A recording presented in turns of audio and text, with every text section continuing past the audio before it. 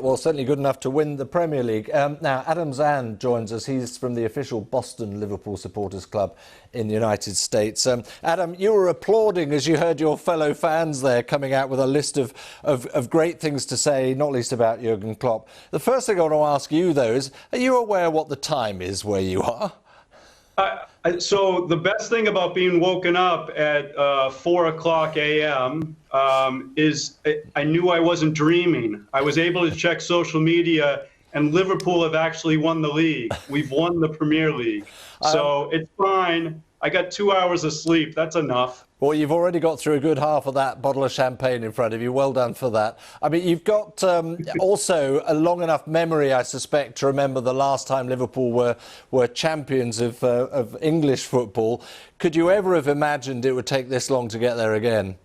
Well, here's the path I took. I moved to England in 1975 with my family, and that was a glory year. They dominated the domestic and they dominated Europe.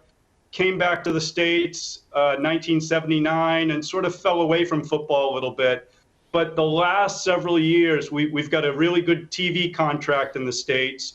We've got great websites, and we've got supporters clubs. As you said, LFC Boston has 700 members, and we have a community over here. Okay, sometimes it's not as good as being at Anfield Road, but the passion that everybody feels around the world, and that's what I was saluting earlier in your piece, we have that over here without a doubt.